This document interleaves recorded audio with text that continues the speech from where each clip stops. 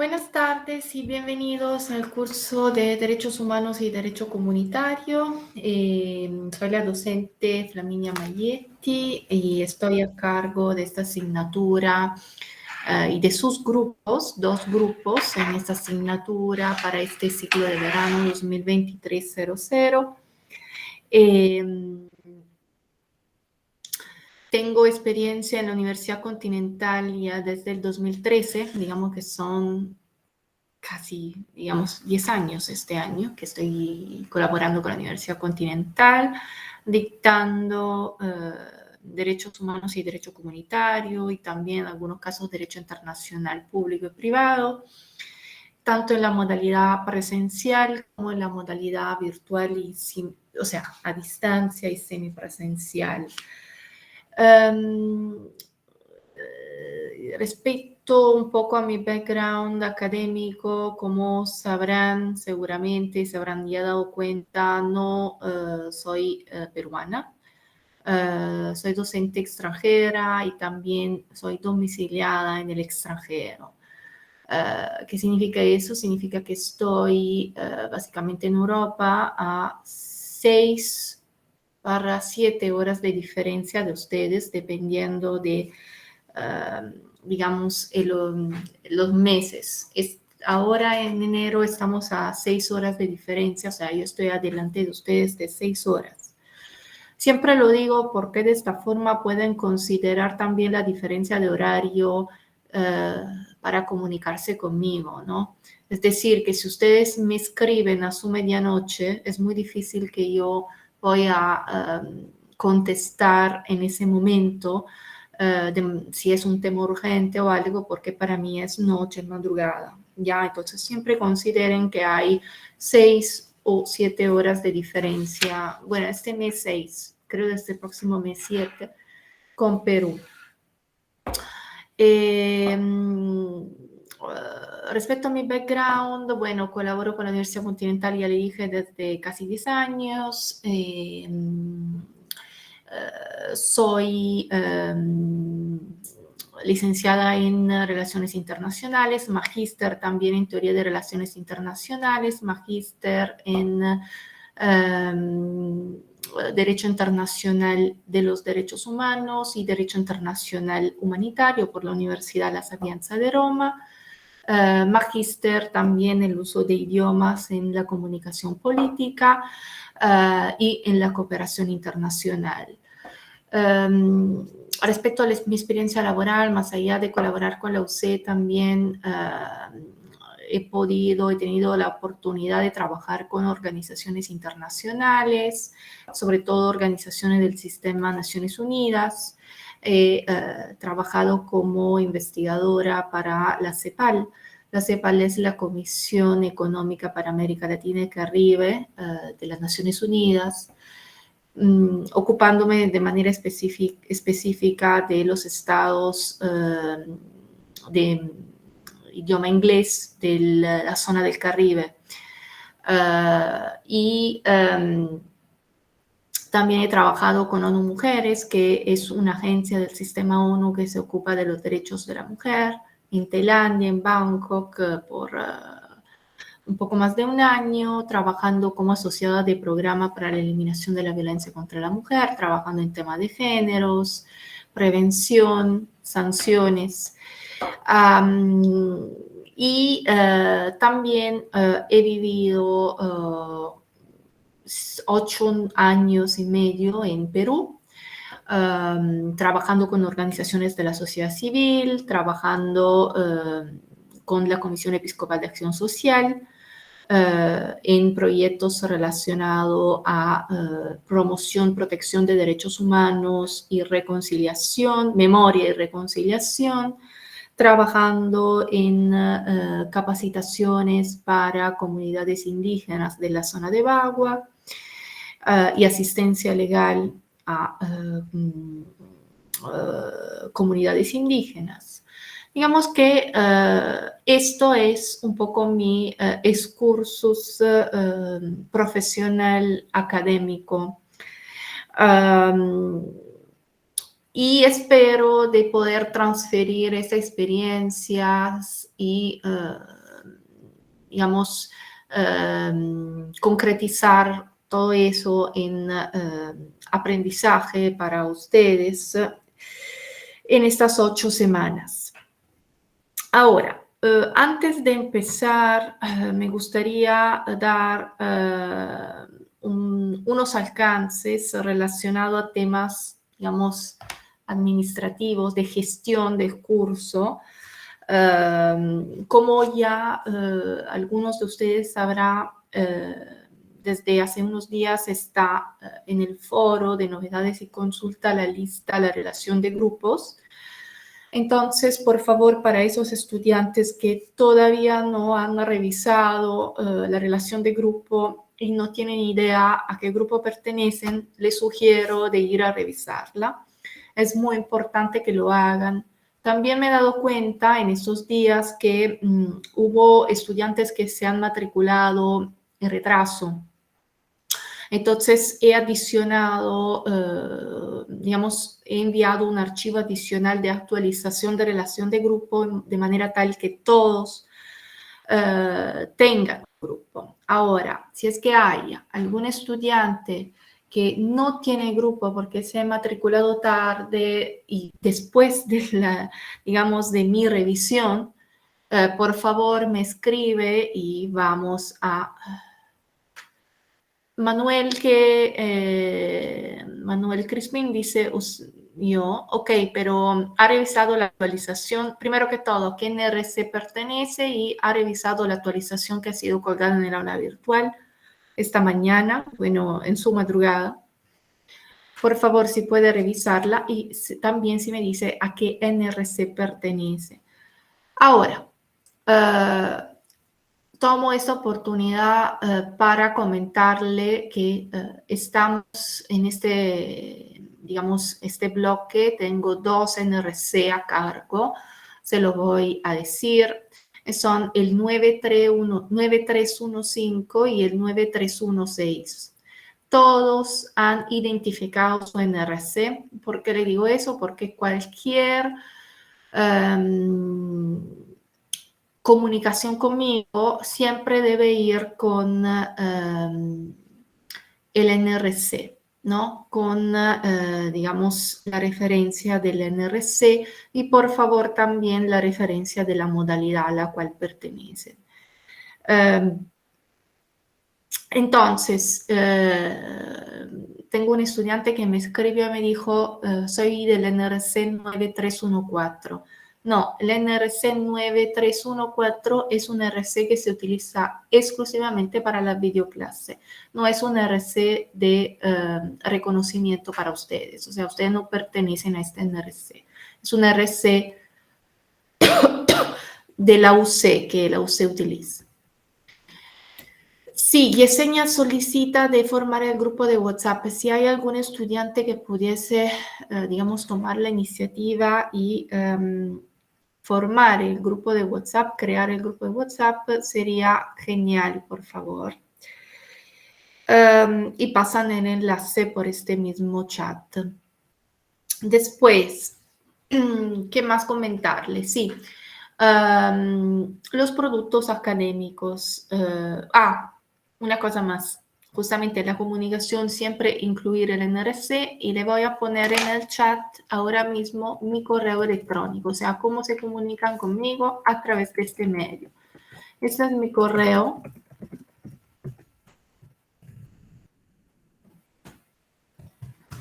Ok.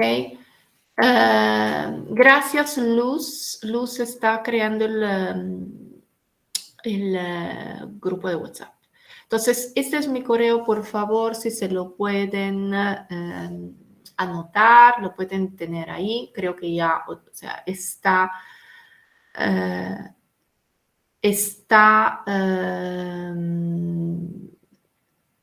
Diana dice que no está en ningún grupo. Mire, Diana, ¿ha revisado la actualización que ha sido colgada el día de hoy? Porque yo me acuerdo su nombre, me acuerdo de haberla incluida en un grupo.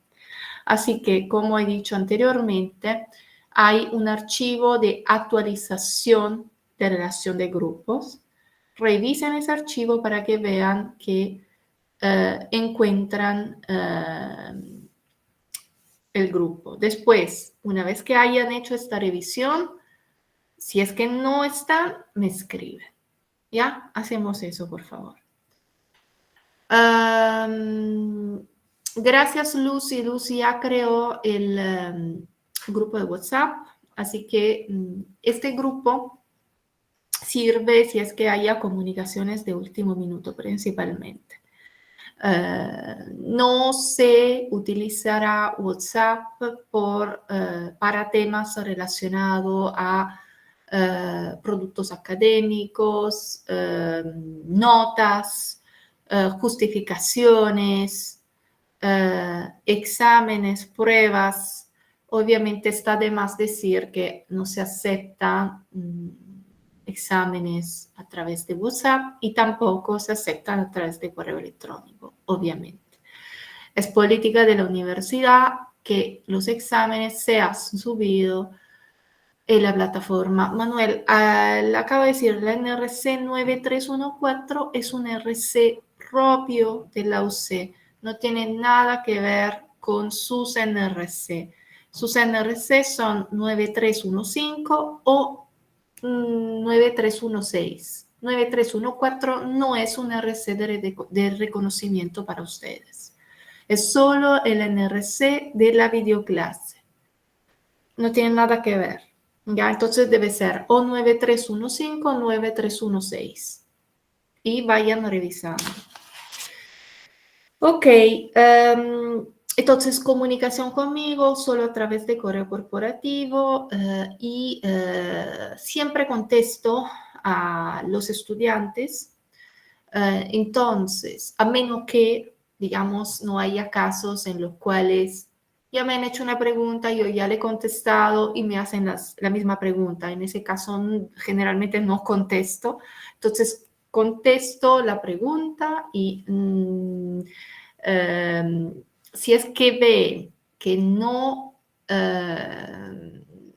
contesto en 24 o 48 horas, es porque o no me ha llegado el correo, simplemente puede haber el caso que se me haya pasado, aunque es muy raro, generalmente contesto a todos. Entonces, más el primer caso, o sea, no me ha llegado, entonces, o se ha borrado, o algo ha pasado con el correo, entonces, por favor, reenvíen el correo, o me dicen que me han escrito, de alguna forma, no es porque no le quiero contestar, es porque algo haya pasado. Generalmente no he tenido problemas nunca de comunicación con los estudiantes, pero para decirle que el correo es la manera más rápida y obviamente, como ustedes saben, tienen el foro de novedades y consultas, que es el medio de comunicación también principal. Si es que tengan consultas relacionadas a los productos académicos, si es que tengan consulta relacionada al material de clase. Respecto al material de clase, este es otro elemento. El material de clase se encuentra subido, material de clase y material de aprendizaje en general se encuentra subido en la plataforma que está implementada, totalmente implementada. Hay todos los PPT de todas las semanas cargados ya en el aula virtual. ¿Hay algún estudiante, por qué se lo pregunto? Porque esto me pasó el ciclo pasado o hace 2 ciclos, no me acuerdo exactamente, pero ¿hay algún estudiante que no visualiza el material de clase? Le digo eso porque hubo problemas de estudiantes que no podían visualizar el aula virtual correcta porque habían hecho un cambio entre un docente y el otro, algo así pasó. Entonces, si es que, ¿por qué Aurelio no entiende cómo hablo? Bueno, sí, podemos hablar inglés, pero no creo que sea el idioma adecuado. Entonces, le estaba comentando que si es que hay algún estudiante que no se ubica en el aula virtual, no encuentra el material, me debe escribir o por lo menos debe escribir a soporte porque no es el aula virtual indicada y correcta, ya porque está totalmente implementada el aula virtual. Ok, los productos académicos y los grupos y el trabajo en grupo, que es muy importante. Ustedes saben que tenemos 3 productos académicos y ya deberían empezar a trabajar desde esta semana al producto académico 1. El producto académico 1 es un producto académico de tipo colaborativo, ¿ya? Entonces, por favor, entréguenlo de manera grupal, no lo entreguen de manera individual. Es muy importante también que consideren estas pautas. A pesar de que pueden tener problemas laborales, a pesar de que hay, digamos, estudiantes que pueden tener cualquier otro tipo de problemas, pero es muy importante y se valora mucho el esfuerzo que hacen los estudiantes para trabajar de manera colaborativa. Y más hay una razón adicional, es que en mi experiencia me he dado cuenta, bastante amplia, también en esa modalidad, me he dado cuenta que los resultados y las notas de los estudiantes en los trabajos colaborativos son estadísticamente superiores respecto a las notas de los trabajos que se entregan de manera individual. Entonces, les sugiero, no porque yo aumente las notas o incremente las notas a quien trabaja en grupo, no es absolutamente esta la razón, sino que trabajar en grupo tiene muchas ventajas, porque pueden comunicarse con otros estudiantes, pueden confrontarse, compartir experiencias, perdón, y los trabajos suelen ser mejores. Entonces, les sugiero de trabajar de manera colaborativa. Ahora, cada trabajo se evalúa en la base de una rúbrica que está a su disposición en el aula virtual. Es decir, ustedes ya la tienen en la ficha de actividad y ya la tienen también implementada en el aula virtual. Esta es la escala de indicadores que se utiliza para medir, digamos, el trabajo y para evaluarlo. La lista de los trabajos está, la lista de la relación de grupos está en el foro de consultas. La encuentran, voy a ir yo por si acaso para que le haga ver dónde está. Un segundo.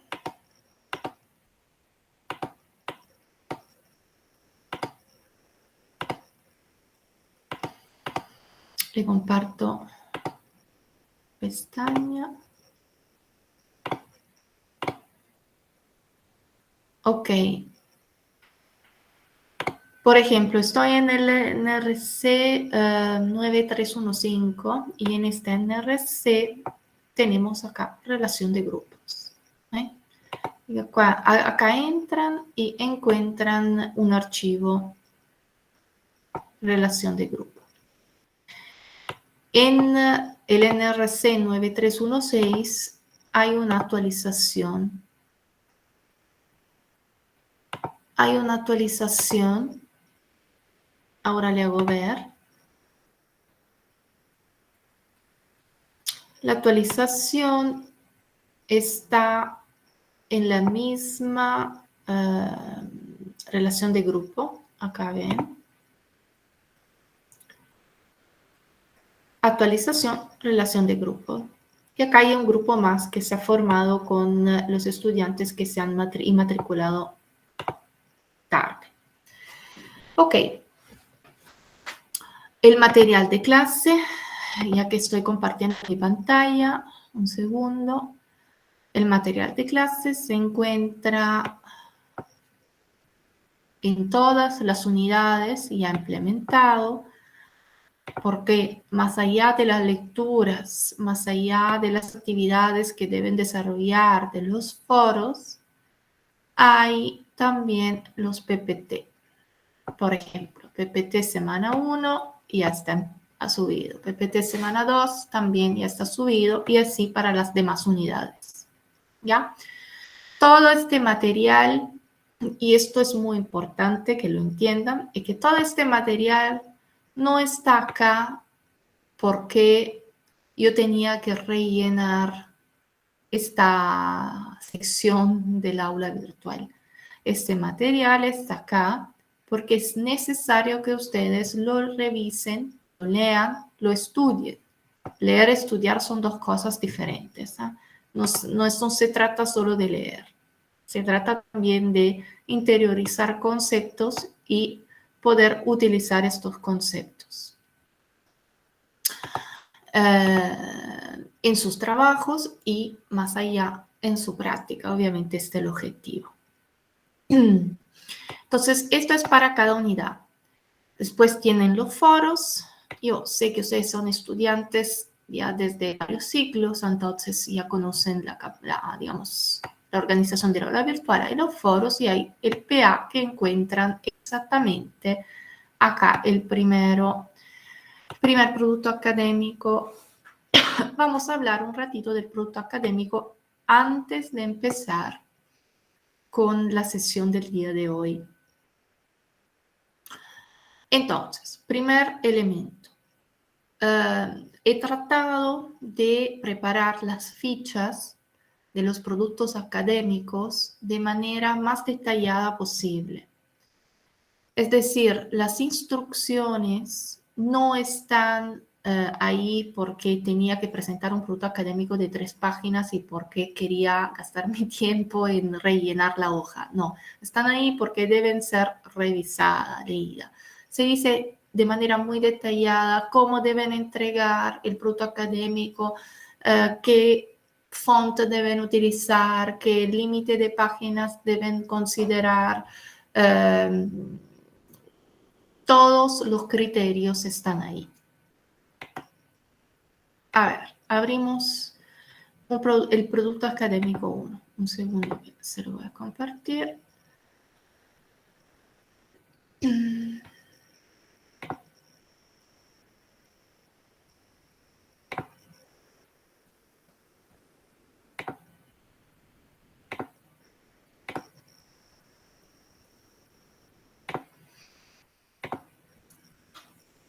A ver.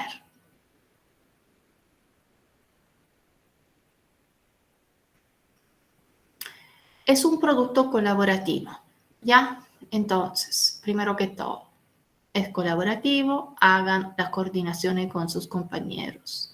Estoy poniendo que en general 3 horas de trabajo son suficientes para preparar este informe, para que también consideren cómo proceder. Tal vez necesiten un poco más, tal vez necesiten menos, pero consideren este range.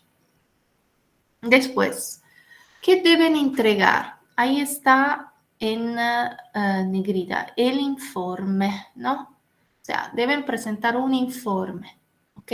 Entonces, ya saben que como producto académico 1 tienen que hacer una prueba de desarrollo y deben presentar un informe.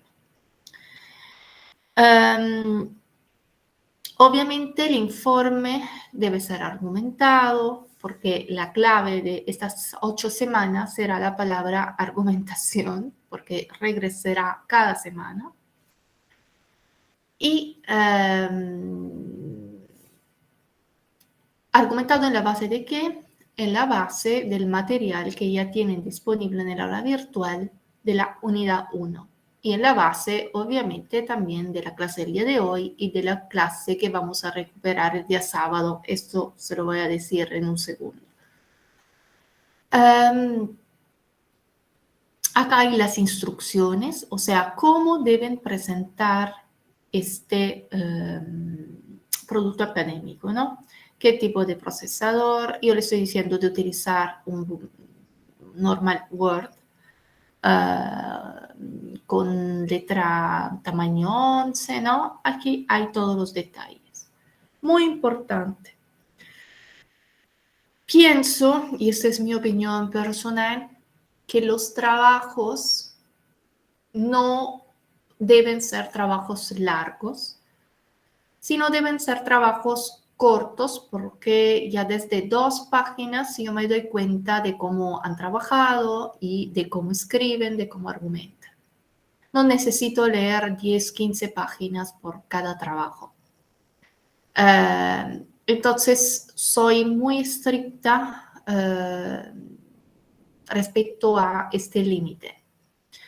Eso no significa que si un grupo me presenta un trabajo que tiene 2 páginas y medio, le voy a poner 0. No, no significa en lo más absoluto eso. Pero sí, si un grupo me presenta un trabajo de 7, 8 páginas, obviamente en los comentarios de retroalimentación tendré que poner que no cumple con los requisitos formales, ¿no? Porque el límite de página es 2, excluyendo carátula y bibliografía.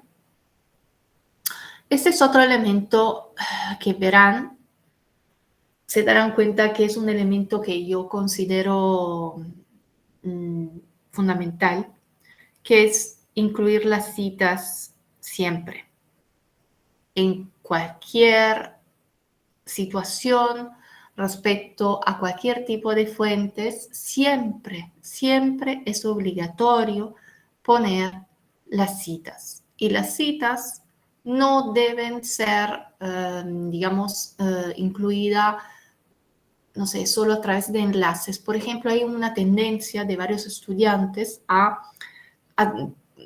ponerme al final un listado de enlaces. No es la manera correcta de incluir las referencias al final. Las referencias van según las normas APA.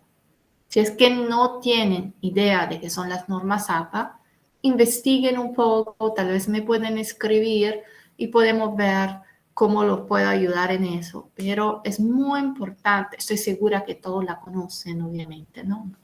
Pero es muy, muy importante que sean hechas, que las citas y las referencias sean hechas de la manera correcta, porque si no, tendrán como comentario de retroalimentación que las citas no están siguiendo las normas APAS. Eso es muy seguro porque miro y guardo esas cosas, o sea, me fijo bastante en estos detalles. Cómo guardar el nombre del archivo, también le he puesto el nombre del grupo y quién debe enviar la prueba. La prueba la puede enviar o un único integrante del grupo o todos los integrantes del grupo o cuántos integrantes del grupo quieran. No hace diferencia, ¿ok? Pero un detalle fundamental y que quiero marcar es que yo me baso en la carátula. ¿Y por qué? Y ahora le cuento.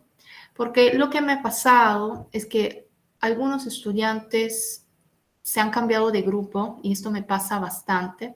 Varios estudiantes se cambian de grupos durante estas semanas porque no sé, hay problemas con otros estudiantes, no sé, o no logran trabajar, no se integran al grupo.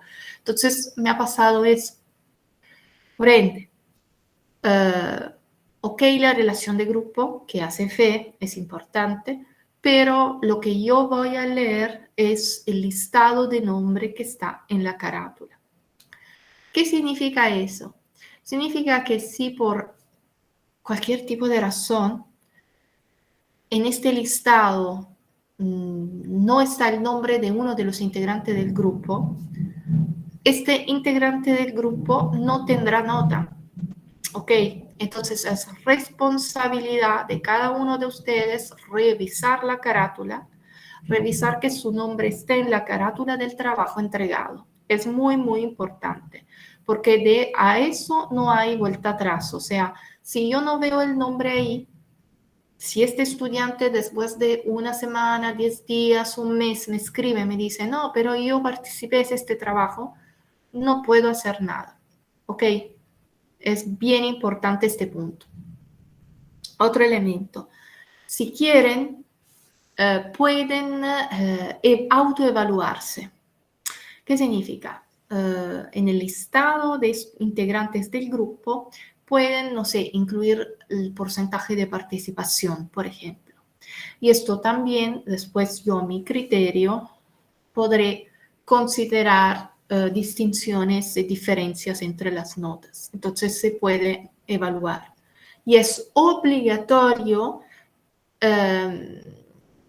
detallar si es que haya algún integrante del grupo que no ha participado en el trabajo. ¿Ok? Es importante también que sean honestos en eso. Seguramente lo van a hacer, pero es importante eso, recordarlo. Respecto al PA1, la UC nos ha comunicado que para estas asignaturas, que, como la nuestra, que empezaron una semana después, no habrá descuento de notas para el PA1, si es que haya entregas tardías. ¿Ok? ¿A qué me refiero? Hasta el miércoles, ¿no? O sea, no habrá descuento para el PA1. Esto obviamente no aplica al PA2 y al PA3. ¿Ok? ¿Qué significa? Significa que en el PA2 tendremos solo 2 días de tolerancia. O sea, pasando las 48 horas, yo voy a bajar los puntos. Porque esto es a discreción del docente. Deben pasar las 48 horas, o sea, 2 días. O 3. Para nuestro caso son 2 días. Eso significa que si lo entregan el miércoles van a tener descuento de notas. Entonces, regresando a nuestro producto académico. ¿Cuál es la consigna? Es un role play, o sea, ustedes van a estar en los zapatos del relator especial de la CID sobre los derechos de la niñez. Básicamente la CID es, si es que no lo saben, es la Comisión Interamericana de Derechos Humanos y es un órgano parte del Sistema Interamericano de Protección de Derechos Humanos. Y la CID tiene diferentes relatorías, son mandatos especiales que se ocupan o de temas específicos o de situaciones específicas de un Estado. Entonces, deben analizar la situación de la niñez en los Estados miembros de la OEA con particular atención al tema de la educación secundaria y el porcentaje de abandono escolar desde una perspectiva de género. Significa que tienen que hacer un poco de investigación acá, ¿ok? Ya que la mayoría de los estudiantes que abandonan las escuelas son mujeres, ¿ya? El presidente de la CID le está solicitando asesoría respecto a recomendaciones concretas para los Estados miembros. Entonces, hacer un poco de investigación, de background, para ver qué está pasando y también identificar mínimo 3 recomendaciones. ¿Por qué le digo concretas? Porque no quiero que sean recomendaciones generales, sino son recomendaciones que podrían basarse en datos o en, no sé, proyectos que ya han sido implementados y que han pasado a ser buenas prácticas y que se podrían replicar, ¿no? Entonces, esos tipos de recomendaciones serían indicadas. Acá le doy unas pautas adicionales, justamente porque quería ser un poco más específicas. Incluir mínimo 3 recomendaciones, pueden centrarse en un único estado de la OEA. Obviamente saben que en la OEA hay diferentes estados miembros, ¿no? Entonces pueden centrarse en un único estados o incluir recomendaciones totalmente generales que pueden ser, digamos, relacionadas a todos los estados de la región. No le sugiero incluir listados. ¿A qué me refiero? Me refiero a los bullet points, ¿no? O sea, punto, punto, punto. O sea, estos tipos de listados, tablas, imágenes, digamos, les sugiero de evitarlas, sobre todo en una tarea de 2 páginas. Incluir las citas, eso ya le he dicho que es obligatorio.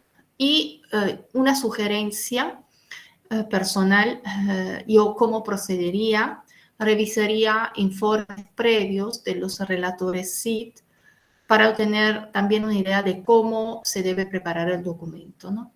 Pero consideren que solo tiene 2 páginas, excluyendo la carátula, obviamente, y las referencias bibliográficas. Ok, yo creo de haber cubierto un poco todo. Quiero saber si tienen preguntas específicas relacionadas al PA1.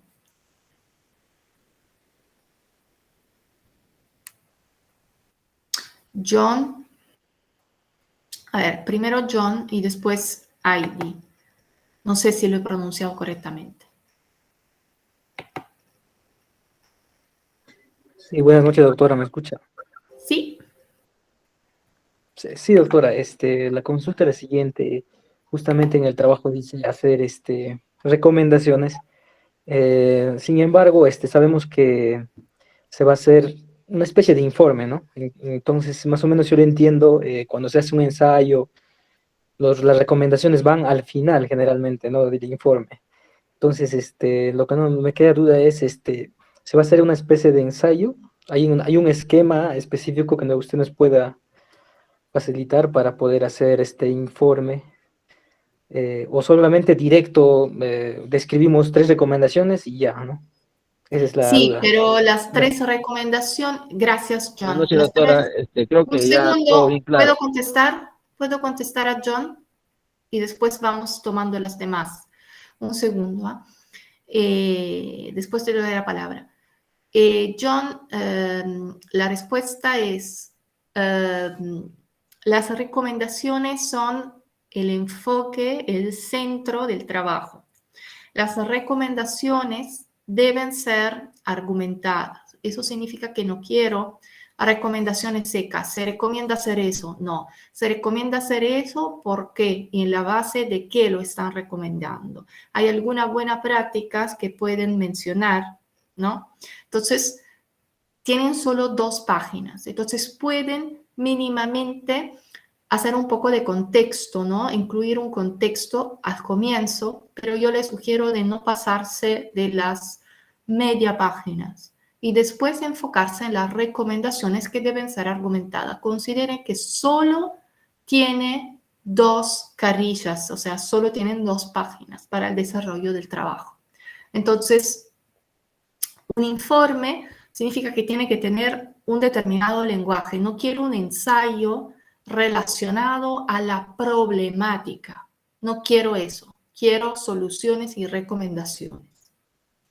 Después había Heidi y después alguien que había... A ver, John, le voy a bajar la mano. Después Heidi y anteriormente estaba hablando otro estudiante que lo corté. A ver, Heidi. Ya. Docente, buenas noches, compañeros, buenas noches. Mi consulta era docente acerca de los grupos. Bueno, siempre sucede, ¿no? Que al final tenemos pocos días para poder hacer tal vez el grupo.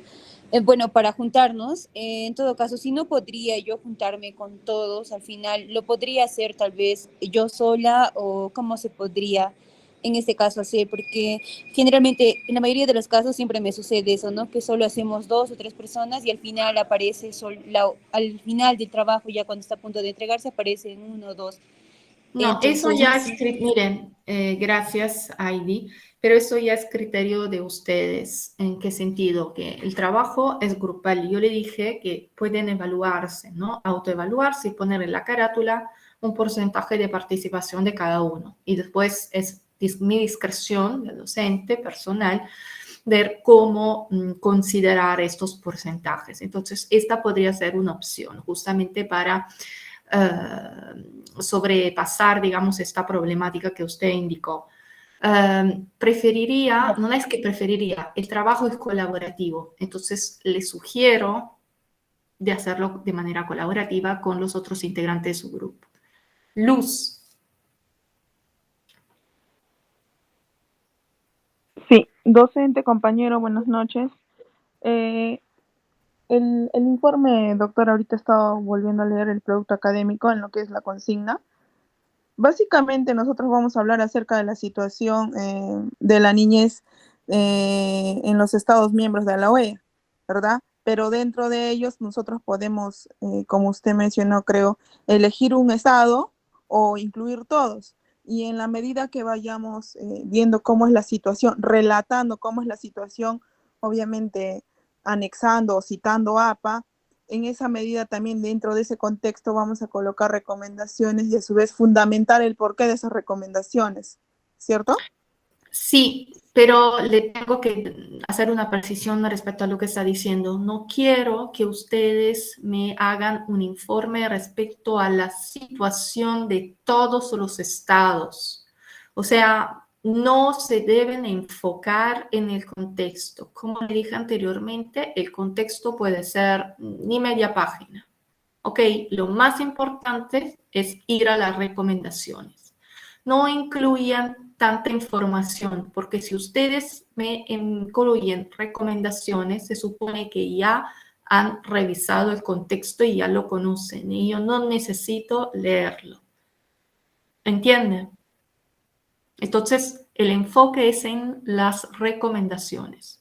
No se reduzcan, no se limiten a poner las recomendaciones en las últimas 3, 4 líneas y solo incluir el contexto, porque esto estaría totalmente afuera del objetivo de este trabajo. ¿Ok? Doctora, sí, para terminar, en todo caso, como usted mencionó, el contexto de la situación, lo vamos a hacer al inicio, pequeño, como una breve introducción, pero como usted menciona, vamos a enfocarnos en las recomendaciones que nosotros vayamos a ver como grupo, sea esta de un estado único o sea de todos los estados en General. sí, ¿no? Sí, Ah, ya, general. ya, Sí. doctora, Pueden gracias. enfocarse en un único estado a su elección. Puede ser el Perú, puede ser, no sé, Venezuela, puede ser cualquier estado miembro de la OEA. ¿Ok? Vayan a revisar los estados miembros de la OEA, básicamente todos los estados del área geográfica interamericana. Y entonces pueden elegir un estado o simplemente hacer un trabajo de tipo general. Ojo a las buenas prácticas. Es un concepto muy interesante que sería bueno que utilicen. Cuando brindan una recomendación, es importante que pueden fundamentarla a través de, no sé, un precedente, ¿no? Ok, había otro estudiante que lamentablemente corté porque no estaba en el listado, o sea, no había levantado la mano, porque obviamente para hablar es necesario levantar la mano, pero no recuerdo. Juan José, estaba hablando usted.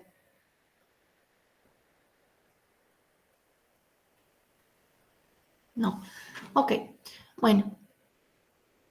Entonces, una comunicación muy importante es que nosotros debemos recuperar una clase. Entonces, ya puse el aviso también en el foro de novedades y consulta.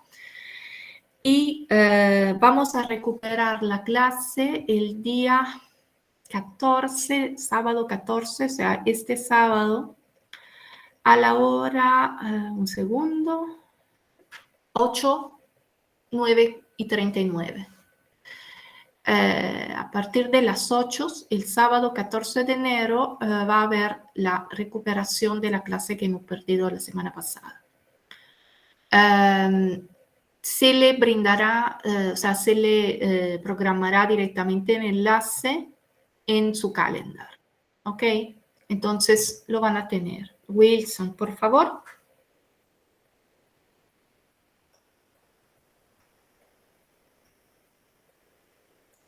Wilson, no la escucho. Docente, buenas noches. Estaba revisando la relación de los grupos y no encuentro mi nombre. ¿Qué NRC pertenece?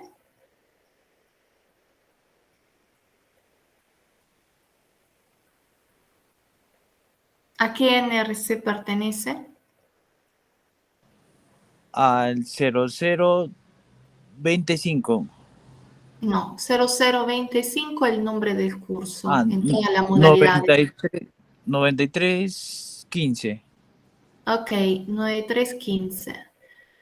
Ok, el 9315.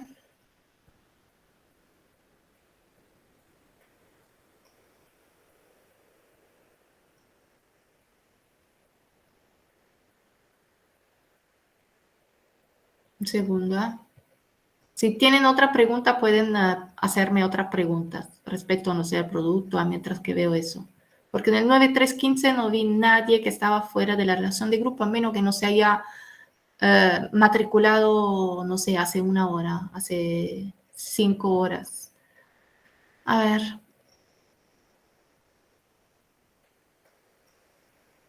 ¿Alguna otra pregunta, consulta que tengan? Mientras tanto que yo busco eso.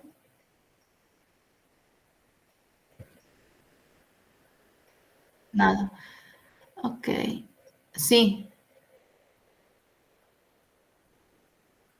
¿Sí? ¿Me la pueden hacer? Buenas tardes, doctora. Doctora, Rosa, quería sí. consultarle hasta cuándo se le puede dar plazo al alumno que no se apersone para las coordinaciones grupales. Sucede que, bueno, Ujú. prácticamente ya pasó una semana, ¿no? Porque este domingo tenemos que entregar el trabajo. Ya hemos estado coordinando con algunos compañeros, pero los otros aún no, no hay luces de ellos y sin embargo no vaya a ser que aparezca unos días antes y quieran unirse. Y en verdad, normalmente cuando hemos trabajado en grupo, yo he trabajado en grupo, ya no se le consideren en los grupos a los chicos que no aparezcan a su fecha, ¿no? Claro. Miren, yo creo que eso es un tema a discreción de ustedes, pero yo creo mínimamente una semana antes de la entrega del trabajo. O sea, hasta una semana antes. O sea, el trabajo, tienen 2 semanas para hacer el trabajo, así que no menos de una semana. O sea, es decir, no es que pueden aparecer 24, 48 horas antes, ¿no? Entonces, un segundo, ¿quién era el nombre de la persona? Porque en este NRC todos tienen grupo. Así, ¿cuál es la persona, el estudiante que me pidió del NRC, de los grupos? Si puede personarse, por favor. Wilson Santiago Docentes, yo soy. Acero. Sí, Sí. disculpe, disculpe. Yo creo que usted está mirando la relación de grupo del 90, no sé, tal vez que hayan pasado en WhatsApp, porque usted está en el grupo F.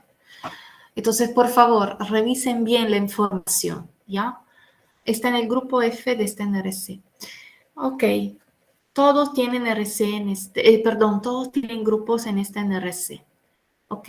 Si es que alguien tenga algún tipo de problema, me puede escribir a mi correo, pero de lo que yo veo es que todos los estudiantes que están a mí, que tengo yo a mi cargo, tienen grupos, por ahora. Ok, ya, ¿qué más decirle? Creo que ya hemos dicho todo. Acuérdense que es muy importante considerar los dos elementos, o sea, los PA se entregan a tiempo, tienen hasta 48 horas y después habrá descuento de notas. Para el PA1 este descuento no habrá por directiva y decisión de la UC. Si hacen autoevaluación y tienen una nota igual o superior a 16, van a tener un punto adicional. Y si participan en el foro y tienen una nota igual o superior a 16, van a tener otro punto bonus para el producto académico de la unidad correspondiente. Esto no aplica para la unidad 4, es decir, no aplica para el examen final. El como repito, Wilson, el NRC 9314 no existe. El NRC 9314 es el NRC que la UC crea para las videoclases. El suyo es el 9315, ¿ya? Entonces, ojo a estos elementos, si no se pierden, se confunden. Los grupos son solo, o sea, se hacen con estudiantes del mismo NRC, no se mezclan los NRC. Si es que cambian de grupo o algo, no mezclen los NRC. Es muy importante porque si no se hace un revolú y es imposible tener track de todo eso. Es imposible revisar, muy difícil. Ok, perfecto. ¿Tienen consultas a otros elementos que me quisieran, tal vez se me pasó algo a nivel, digamos, de organización? ¿Alguna consulta? ¿Algo que quieren saber antes de empezar? Ok, perfecto.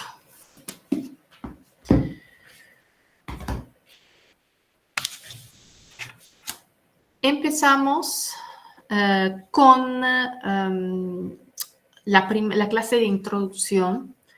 Les sugiero también de hacer el diagnóstico que encuentran en el aula virtual, porque de ahí pueden ir sacando algunas nociones interesantes. Y es una manera también para mí de entender si es que haya efectivamente algunos vacíos que tenemos que subsanar. El propósito de esta sesión es introducir el curso, ver qué temas vamos a tratar en estas 8 semanas, comparar y conocer definiciones respecto a los derechos humanos y qué cosa es un derecho humano, tratar de ver cómo lo definimos y cuáles son los principios de los derechos humanos. Delimitar la disciplina. ¿En qué sentido? Nosotros en estas 8 semanas, en realidad 6 de estas 8 semanas, nos centraremos en una disciplina que es de la rama del derecho internacional público, que es el derecho internacional de los derechos humanos. Entonces, debemos conocer qué estudia esta disciplina, cuáles son las fuentes de esa disciplina y qué características tiene. Hubiera sido genial y hubiera sido productivo, mucho más productivo, que ustedes hubieran terminado el curso de Derecho Internacional Público y Privado. ¿Hay algún estudiante y hay alguna posibilidad remota que hay algún estudiante en ese salón que ya finalizó el curso de Derecho Internacional Público y Privado, o tal vez que vienen de otra universidad y ya lo dio en otra universidad? ¿Alguien?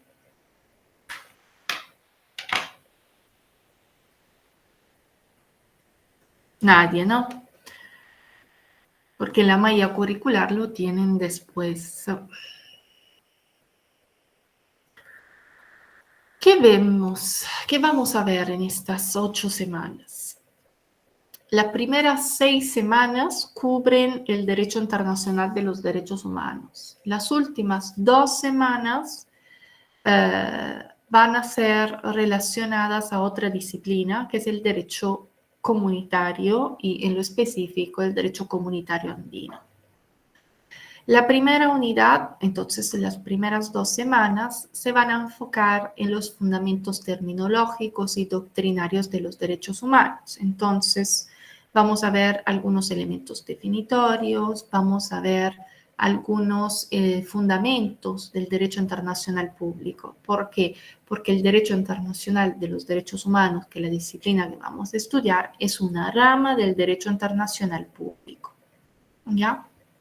Después, también en esta unidad, estaremos revisando el concepto de generaciones de derechos humanos. Ustedes tienen colgado en el aula virtual el manual de la asignatura. el manual es un instrumento, una herramienta interesante y sobre todo es una herramienta que le puede servir para consolidar los conocimientos, revisar y también un poco profundizar algunos temas, porque lamentablemente durante la videoclase no lograremos abarcar todo, ¿no? Es imposible, solo 1 hora y media, 1 hora y 35. Unidad 2, veremos el sistema universal y los sistemas regionales de protección de derechos humanos. Tenemos un sistema universal que es este sistema que se ha desarrollado en el ámbito de la Organización de las Naciones Unidas, en los cuales, digamos, se incluyen todos los estados de la comunidad internacional, que son básicamente los estados miembros de la ONU. Y tenemos sistemas regionales de protección de derechos humanos. Entre estos sistemas debemos recordar el sistema interamericano, que es obviamente el sistema de interés para ustedes, de mayor interés. El sistema interamericano de protección de derechos humanos, después el sistema europeo de protección de derechos humanos y el sistema africano de protección de derechos humanos, que se reconduce a la UA, o sea, a la Unión Africana, nace en el ámbito de la UA. En realidad, anteriormente se hablaba de OUA, o sea, Organización de la Unión Africana, y después, hoy en día, se habla de Unión Africana. El sistema europeo no es un sistema enlazado al sistema UE, o sea, de la Unión Europea, sino el sistema europeo se ha desarrollado en el ámbito del Consejo de Europa, que es una organización autónoma. El sistema asiático no existe, no hay un sistema de protección de derechos humanos del continente asiático, de la región asiática. Obviamente, cuando hablamos de región, en ese caso nos referimos a un área geográfica continental. Cuando en nuestra materia, o sea, derecho internacional de los derechos humanos, entonces nosotros estamos en un ordenamiento que es el ordenamiento internacional, que va mucho más allá de los simples ordenamientos domésticos, internos de los estados.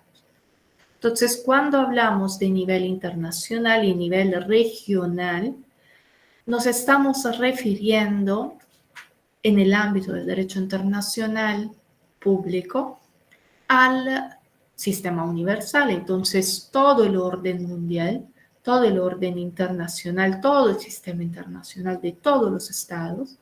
Y a nivel regional nos referimos a macroáreas geográficas. Entonces, el área interamericana, el área europea, el área asiática y el área africana. Cuando yo digo, por ejemplo, también en algunas consignas, analice el tema en relación al marco normativo internacional y regional en materia, me refiero a normas del sistema universal, entonces tratados internacionales que nosotros revisaremos, y tratados regionales, o sea, son siempre internacionales, pero tienen una naturaleza regional porque han sido implementados en el ámbito de organizaciones regionales, como la OEA, la Organización de Estados Americanos. Entonces, esto para decirle que cuando hablo de nivel regional no me refiero a regionalismo del nivel doméstico, ¿no? No sé, la región Junín, Lima o lo que sea, ¿no? Amazonas, no me refiero a eso, ¿ya? Nosotros no vamos a enfocarnos en el sistema interno, en el sistema doméstico. Esto es un elemento que debe estar claro desde la primera clase. Uno, porque el curso es un curso de derechos humanos, pero en realidad es un curso de derecho internacional de los derechos humanos. Así está enfocado. Y dos, porque no podemos revisar la normativa interna si no conocemos los estándares internacionales, porque es la normativa interna que debe adecuarse a estos estándares internacionales. Entonces, el curso es transversal, porque le va a servir después para hacer comparaciones entre la normativa interna y los estándares internacionales, la normativa internacional que nosotros estaremos revisando y analizando. ¿Ok? Entonces, cuando yo solicito a los estudiantes de analizar, por ejemplo, un caso en el marco jurídico internacional y regional, no quiero que ustedes me relacionen un caso de naturaleza, por lo general internacional, a normativa interna peruana, porque no es el enfoque del curso. ¿Ok? El curso tiene un enfoque mucho más internacional. Unidad 3. Vamos a ver la protección internacional de los derechos humanos. Entonces nos vamos a enfocar en dos subtemas específicos, dos ejes específicos. La vulneración de derechos humanos de grupos vulnerables. Cuando hablamos, o grupo que, mejor dicho, grupo que viven en una situación de vulnerabilidad. Cuando hablamos de grupos en situación de vulnerabilidad, nos referimos a qué cosa. Lo pregunto a ustedes. ¿Qué me refiero?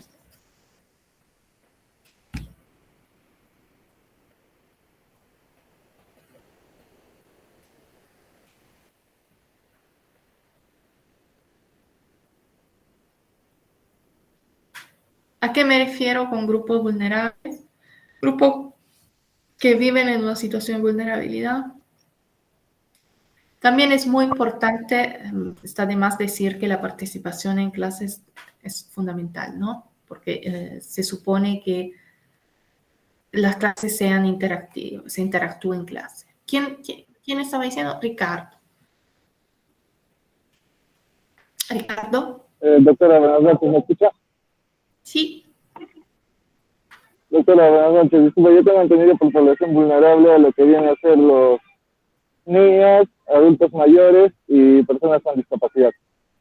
Sí, también, o sea, son personas, son ejemplos de grupos que vienen con una vulnerabilidad, también mujeres, también comunidades indígenas, pueblos indígenas, afrodescendientes, ¿no?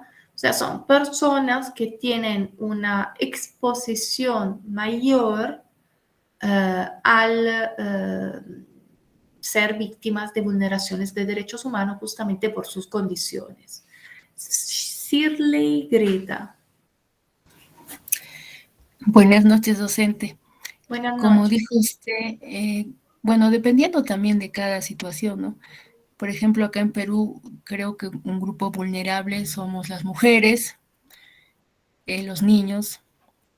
De repente acá, yo vivo acá en Puno, y otro grupo vulnerable podría ser los adolescentes, jóvenes, por la cultura que tenemos, que se imparte acá en esta región, ¿no? Que es Puno.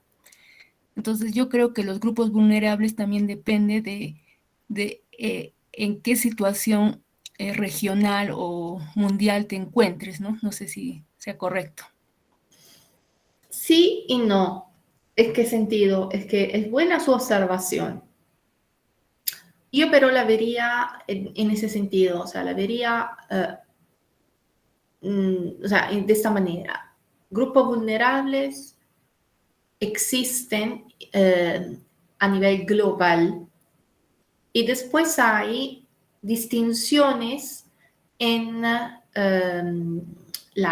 digamos, el nivel de riesgo que estos grupos pueden tener en los diferentes estados, ¿no? Yo la vería de esa forma. Entonces, su observación, de hecho, es interesante, ¿no? Pero es más reconducible digamos, el nivel de riesgo que pueden tener, pero que sean grupos vulnerables, lo son en Perú, como lo son en Italia, como lo son en Francia, en China y, ¿no? En general. Luis Alberto. Compañero, muy buenas noches. Licenciada, muy buenas noches. Mi observación era al respecto, dado a que nosotros solamente vemos lo que es a nivel de nuestra zona o de nuestro país, o vamos a ver nuestro continente, pero si podemos ver un poco más globalizado, la verdad de las cosas es otra. Nuestra realidad, francamente, es otra. Nosotros nos dedicamos solo o nos ocupamos de que sucede a nuestro alrededor, pero si vamos a ampliar más los horizontes, vamos a ver que nosotros, las mujeres, a nivel mundial, se vulneran sus derechos. Y yo considero que no solamente ellos, últimamente se ha visto que ha habido un montón de matanzas a las personas que querían quitarse el velo ahí en el país de Oriente. En Irán. Entonces, comparado con lo que pasa ahí, no es decir que acá matan menos o acá violan menos. De que violan derechos, violan derechos. Esa era mi observación, licenciada. Sí, es relacionada, digamos, a lo que estaba comentando, que vulneraciones hay a nivel global, lamentablemente, vulneraciones de derechos humanos y hay grupos vulnerables. Ahorita lo atender. Perdón, los micrófonos. Disculpe, estoy en clase, ahorita lo atender. No silencia. Estoy tratando de silenciarlo, sí. Ok, ya. Entonces es reconducible un poco a lo que estaba diciendo. Seguimos, la última unidad. Y en la tercera unidad, el segundo eje, que también me parece bastante actual e interesante, son vulneraciones de derechos humanos cometidas por agentes estatales y me gustaría profundizar el tema de la atribución de responsabilidad al Estado por vulneraciones de derechos humanos, tanto cometida por agentes estatales, obviamente, cuanto, disculpe, cometidas por particulares. Y es un tema clave, también considerando lo que está pasando en Perú en estas semanas. No quiero ir en temas, en ese curso no se hablará de temas políticos, no se hablará de eso, pero se van a analizar situaciones reconducibles, o sea, relacionadas a acontecimientos reales. Esta es la manera en la cual me gustaría tratar, digamos, también el estudio de caso, ¿no? Y para ver cómo se pueden aplicar a la realidad. Unidad 4, la última unidad, vamos a ver, nos enfocaremos en el derecho comunitario, principalmente veremos el derecho comunitario andino que se ha desarrollado en el ámbito de la CAN, la Comunidad Andina de Naciones, veremos un poco la estructura, las fuentes de este derecho. El derecho comunitario se desarrolla en un ordenamiento que es aún diferente respecto al ordenamiento internacional, porque nos trasladaremos a otro ordenamiento jurídico, que es el ordenamiento comunitario. Ahora, antes de empezar un poco, me gustaría hacer una pequeña lluvia de ideas relacionada a el sentido, ya, cómo podríamos definir los derechos humanos y también un poco ver quién es que debe proteger estos derechos.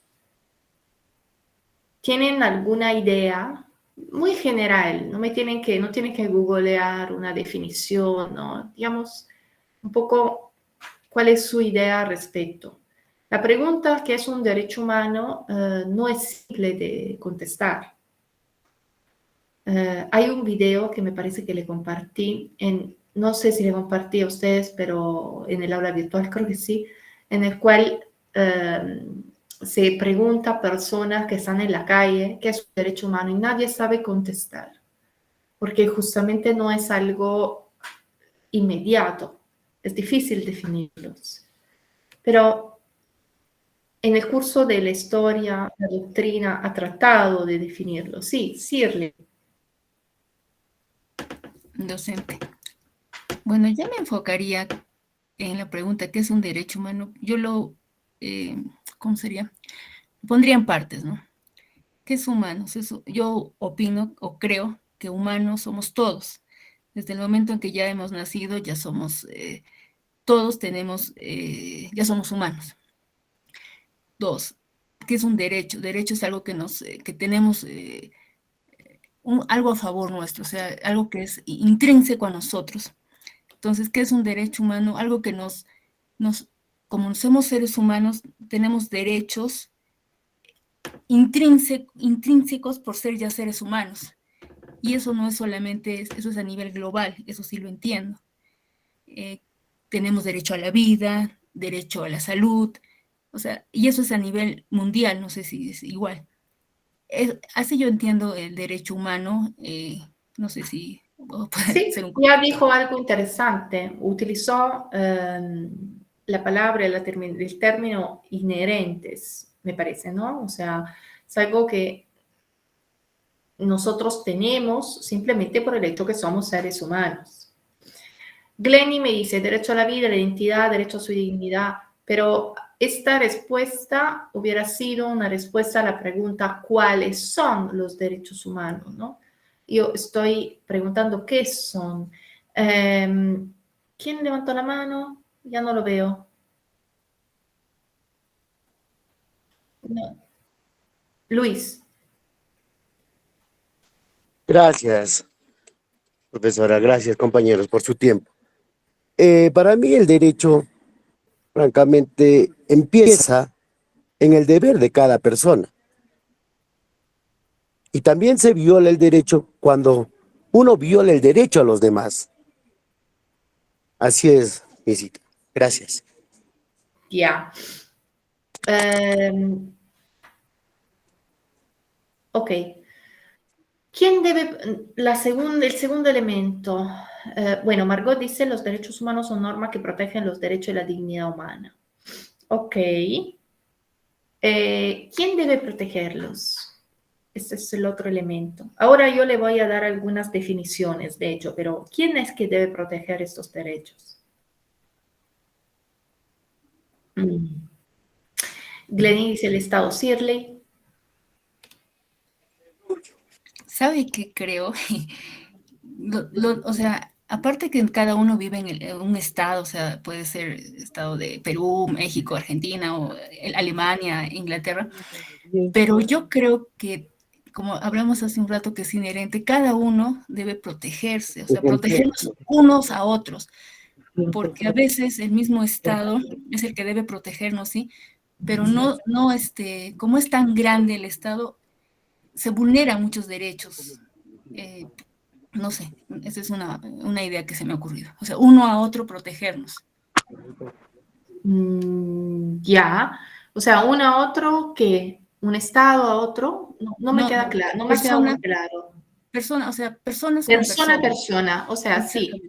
Ok, sí. Eso tienes un elemento de también que merece una consideración, porque uno de los principios de los derechos humanos es la corresponsabilidad, porque todos nosotros también tenemos una responsabilidad de respetar los derechos humanos y que estos derechos humanos se respeten, ¿no? Actuar de la manera correcta y también vigilar. Es uno de los principios fundamentales.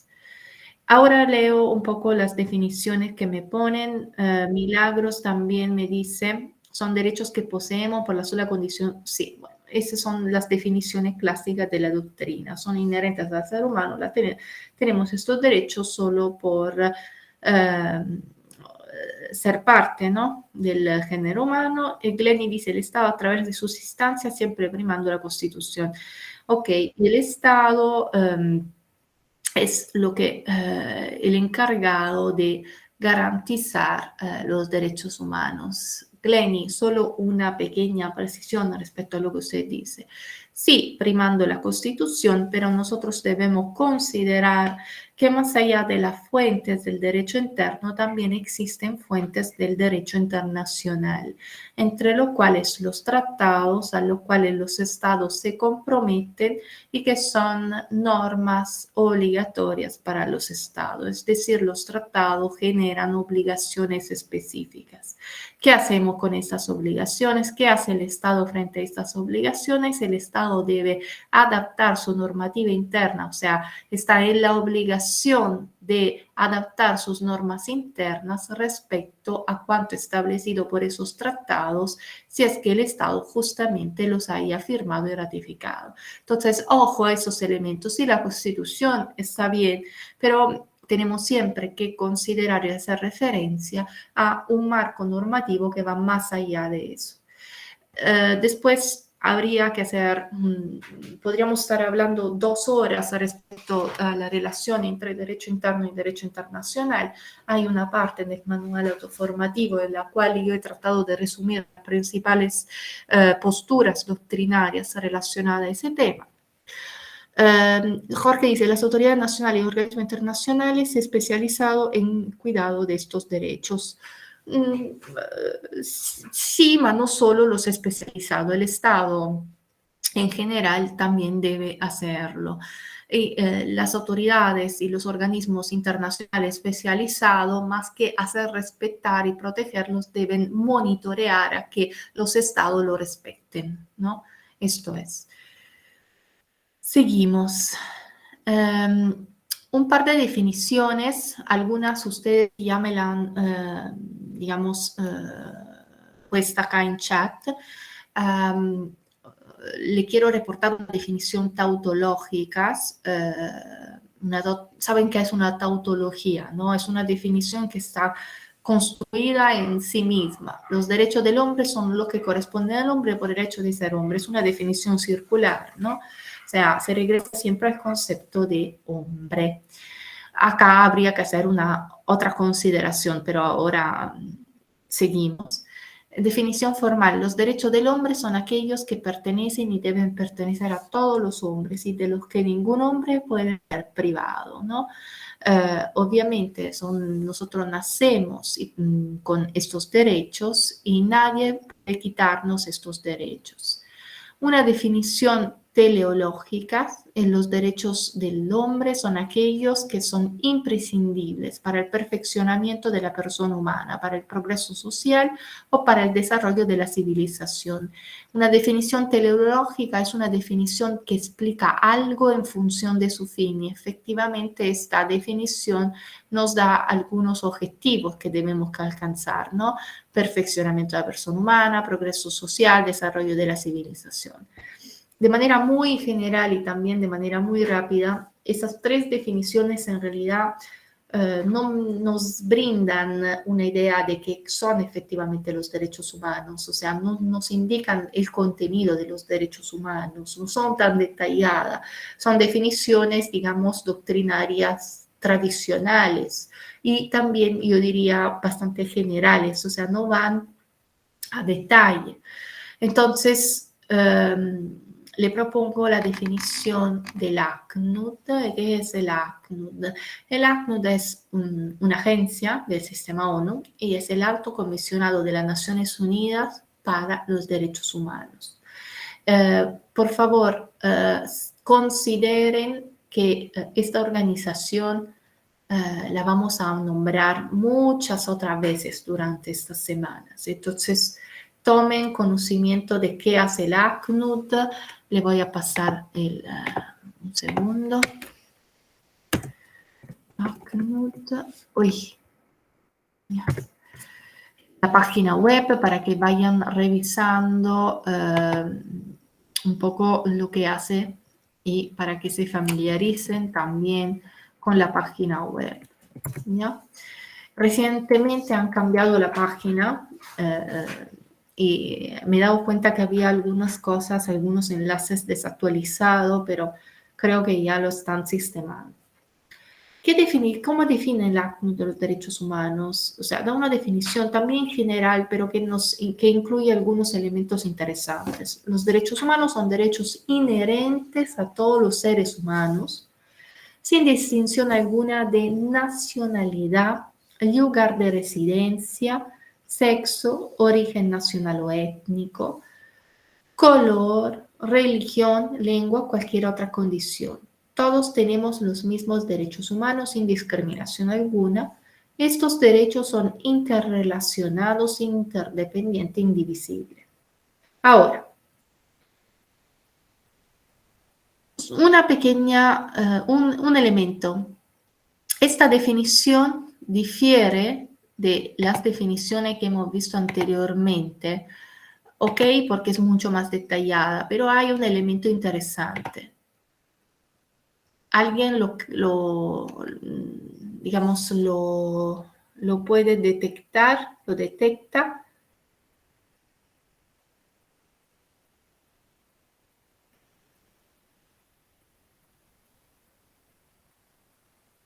¿Alguien?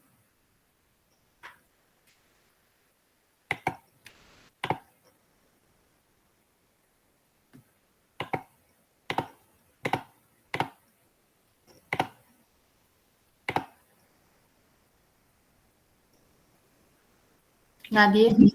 Docente, no se está visualizando el texto, está en negro. Sí, lo tienen también en el aula virtual, por si acaso. Sería genial que ustedes bajen el PPT.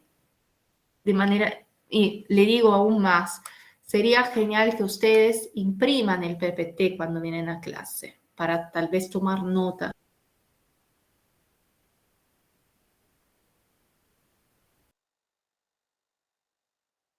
Lo que usted consultó es cuáles estos derechos son interrelacionados, interdependientes e indivisibles. ¿Eso sería?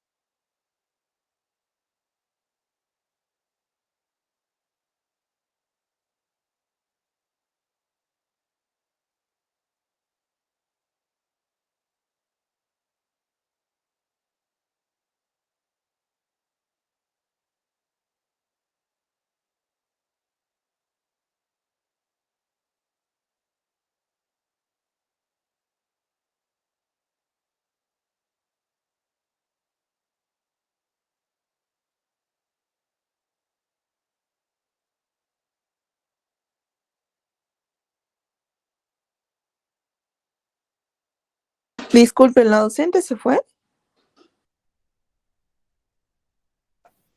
Sí, habrá que sí, no. Sí, parece, creo que su señal no estaba bien. Ya, gracias, compañeras. Hay que esperar entonces.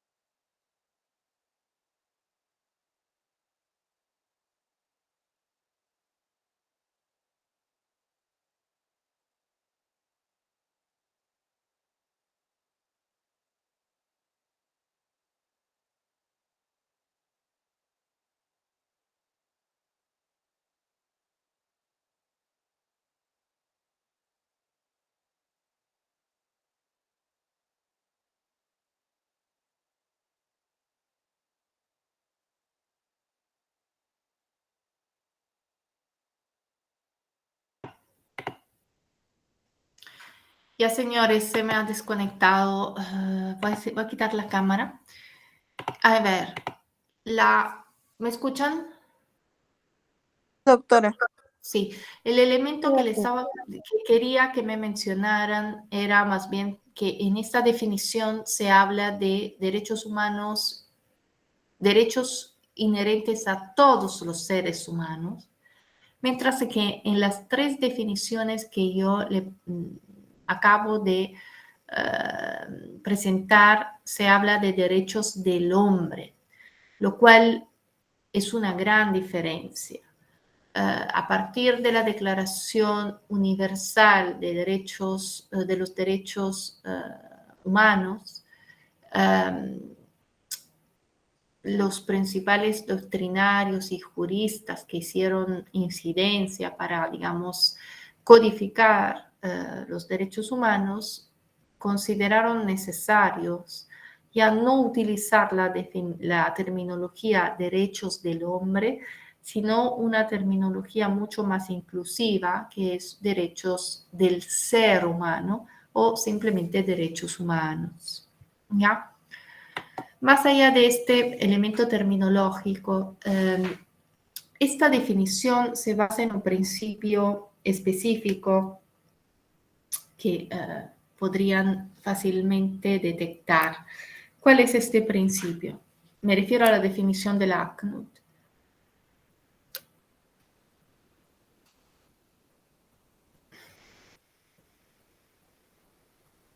¿Alguna idea?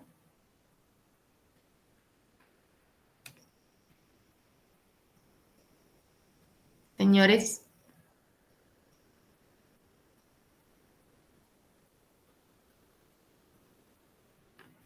Docente, ¿podría volver a repetir la pregunta, por favor? Esta definición, que es la última que le he presentado, los derechos humanos son derechos inherentes a todos los seres humanos, ¿no? Sin distinción alguna. Esta definición se basa en un principio y es bastante, digamos, claro entender cuál es el principio, porque sí. Principio de igualdad, Miss. Ajá, ok, gracias. ¿Y por qué? Que ahí está, bueno, está mencionando básicamente que es a todos los seres humanos, sin distinción de nacionalidad, de residencia, sexo, origen étnico, nacional o religión, etcétera, ¿no? Ok, entonces hace un listado de categorías en la base de la cual se discrimina y introduce, digamos, incluye un listado abierto, porque hay una expresión que es o cualquier otra condición que nos da a entender que efectivamente siempre podrían nacer nuevas categorías en la base de la cual se discrimina a una persona. Piensen, acá, por ejemplo, no hay la orientación sexual de una persona, no se incluye, ¿no? Por decir. Todos tenemos los mismos derechos humanos sin discriminación alguna, regresa el principio de no discriminación y después se introducen tres adjetivos muy interesantes. Estos derechos son interrelacionados, interdependientes e indivisibles. Entonces, ¿esto que nos da a entender? Nos da a entender que los derechos humanos hacen parte de un sistema y todos los derechos están interrelacionados entre ellos. Hay una relación muy estricta entre un derecho y otro. Entonces, si yo garantizo un derecho, automáticamente puedo lograr garantizar los demás. Si yo vulnero un derecho, puedo vulnerar indirectamente también otros derechos. Son interdependientes, entonces hay una, digamos, dependencia entre uno y otro. No se puede disfrutar de manera plena de un derecho si una persona no tiene los demás derechos, digamos, garantizado. Por ejemplo, yo no puedo disfrutar, o un niño por ejemplo, no puede disfrutar del derecho a la educación de manera plena si, por ejemplo, no tiene garantizado su derecho a la vivienda o su derecho a la alimentación, ¿no? Y son indivisibles también, obviamente también por estas razones que le acabo de comentar. Seguimos. Acá, digamos, les presento lo que se conocen como los principios de los derechos humanos. Entonces, los derechos humanos sabemos que son universales. Este principio de universalidad efectivamente es un poco la piedra angular del derecho internacional de los derechos humanos, porque la universalidad nace del hecho que los estados, todos los estados de la comunidad internacional tienen el deber de proteger estos derechos. Y todos los estados, si nosotros vamos a revisar el estatus de ratificación de los principales tratados internacionales en materia de derechos humanos, nos daremos cuenta que la mayoría de los estados de la comunidad internacional es parte de estos tratados, por lo menos es parte de uno o dos de estos tratados. Entonces, hay un compromiso a nivel internacional de los estados. Otro elemento, inalienabilidad. Entonces, los derechos humanos no deben suprimirse, ¿no? Nosotros también no podemos renunciar a estos derechos. Imprescriptibilidad. Obviamente son derechos que tendremos en cuanto, digamos, existan los seres humanos. Inviolabilidad, entonces siempre se deben proteger, siempre deben ser garantizados. Y el Estado debe hacer todo lo posible para garantizar estos derechos. Indivisibilidad, acá lo hemos dicho. Igualdad es relacionado al principio de no discriminación, obviamente, o sea, todos nosotros debemos gozar de los mismos derechos. Entonces, todos nosotros tenemos una identidad absoluta de derechos. Entonces, los estados deben evitar de discriminar en la base, digamos, de las categorías que hemos visto anteriormente: sexo, edad, origen étnico, orientación sexual, ¿no? No pueden discriminar en la base de esta categoría los individuos. Corresponsabilidad, se lo he comentado anteriormente, todos somos responsables tanto de manera individual cuanto de manera colectiva frente a la protección de los derechos humanos. Y la trascendencia de la norma positiva, que es importante porque efectivamente estos derechos son en muchas ocasiones reconocidos también a nivel de manera explícita y directa en la normativa interna de un Estado. Si un Estado es parte de tratados internacionales, al Estado nace directamente una obligación de estos tratados de respetar cuanto establecido por el tratado. Estoy obviamente refiriéndome a tratados que protegen derechos humanos, o sea, el corpus iuris internacional en materia de protección de derechos humanos. Y entonces hay una tendencia de los estados a nivel internacional a incluir normas internacionales de manera directa en la normativa interna, justamente considerando la importancia del tema y la necesidad que los estados también se comprometan a nivel internacional con la protección de los derechos humanos. Ahora,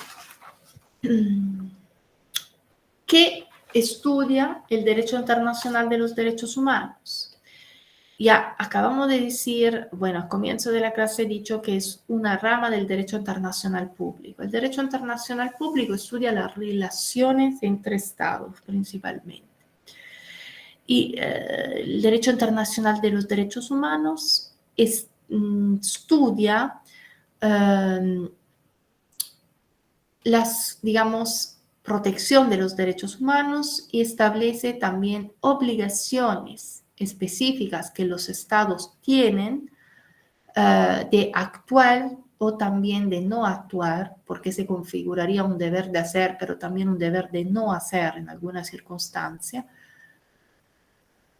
para promover y proteger los derechos humanos y las libertades fundamentales de los individuos y de los grupos. Entonces, nosotros lo que estaremos viendo es cómo los estados garantizan estos derechos a la luz de cuanto establecido por los tratados internacionales y la normativa internacional. Pero para hacer eso, debemos conocer el marco normativo internacional. Ahora, el último concepto que le quiero dar antes de cerrar la sesión es el concepto de subjetividad. ¿Qué es el sujeto de los derechos humanos? En realidad, estamos hablando del individuo, estamos hablando de grupos sociales, hemos hablado de mujeres, hemos hablado de niños, niñas y adolescentes, hemos hablado de adultos mayores el día de hoy. Los pueblos, hemos hablado de comunidades indígenas, afrodescendientes. Entonces, estos son los sujetos de derechos humanos. Digamos que hay una premisa que se debe hacer. En el ordenamiento internacional se mueven diferentes actores. Tradicionalmente el sujeto, el actor principal del ordenamiento internacional era el Estado.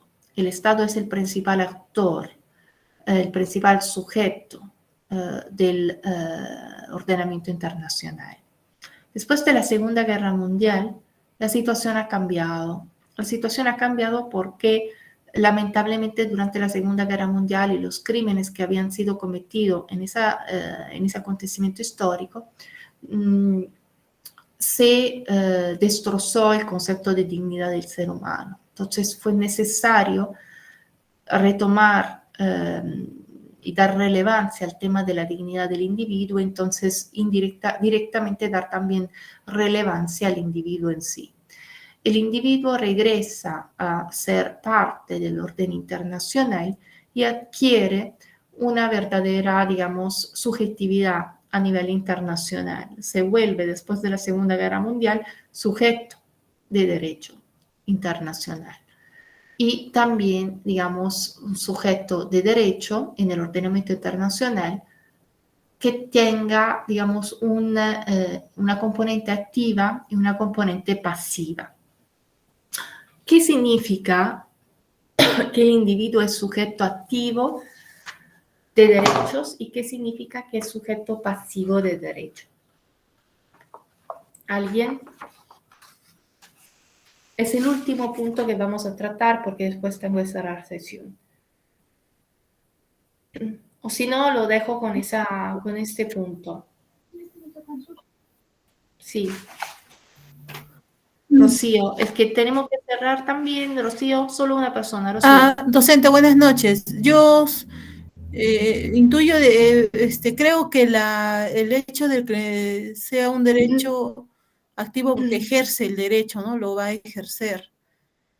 Es lo que yo creo. Ok, pasivo. O sea, el sujeto activo de derecho es la persona que, digamos, es titular de este derecho, ¿no?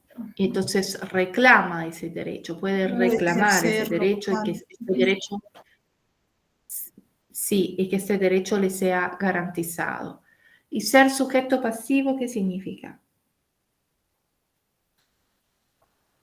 De derechos.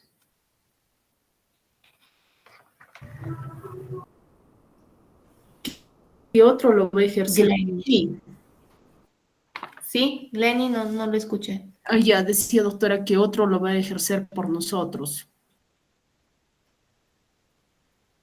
¿Y cuál es el derecho que se va a ejercer por nosotros? ¿En qué sentido? el derecho pasivo, ¿no? Que otra persona lo ejerce por ejemplo, yo soy madre de 2 niños menores, entonces yo tengo que ejercer los derechos o hacer cumplir los derechos de mis hijos. No, no se relaciona nuestra materia a este razonamiento. ¿En qué sentido? De que cuando el individuo es sujeto pasivo, significa que es una persona a la cual se va a reclamar el reconocimiento y la garantía de un derecho. Entonces, activo es el titular del derecho, pasivo, la persona a la cual voy a reclamar el reconocimiento y la garantía de un derecho específico. Entonces, es el sujeto que debe respetar el derecho en cuestión. Entonces, es el sujeto, el individuo en el ordenamiento internacional es sujeto de derechos tanto activo porque es el titular del derecho, entonces puedo actuar para que mi derecho sea garantizado. Por ejemplo, yo puedo presentar una demanda ante una instancia internacional si soy víctima de una vulneración de derechos humanos, obviamente después de haber agotado las vías de recursos internas. Pero por otro lado, hay también la posibilidad, o sea, también el individuo es sujeto pasivo de derechos en el ordenamiento internacional. ¿Y por qué? Porque también tienen una responsabilidad de garantizar estos derechos.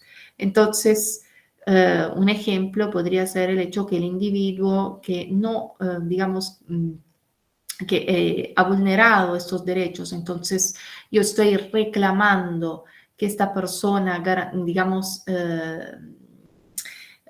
garantice algunos derechos, puede ser llevado también ante una instancia internacional. Piensen, por ejemplo, a lo que pasó después de la Segunda Guerra Mundial. Individuos que habían cometido crímenes de guerra durante la Segunda Guerra Mundial que habían sido llevados ante una instancia internacional. Piensa al Tribunal de Nuremberg, ¿no? Tribunal Militar Internacional de Nuremberg. Entonces, es una entidad, un tribunal jurídico internacional, una corte internacional que juzga individuos por vulneraciones de derechos cometidas en el arena internacional. Entonces, digamos que también hay una subjetividad pasiva en ese sentido. De todas formas, sobre ese concepto vamos a regresar la próxima semana porque lo hemos visto de manera muy veloz y es un concepto clave. La próxima semana empezamos de nuevo de acá. Voy a cerrar sesión, empiecen a revisar el PA1, empiecen a trabajarlo. Les recuerdo que el día sábado a las 8 vamos a tener la clase de recuperación. Entonces, el sábado empezamos de nuevo de acá. Gracias, voy a cerrar sesión. Buenas noches. Buenas noches, docente. Buenas noches, doctora.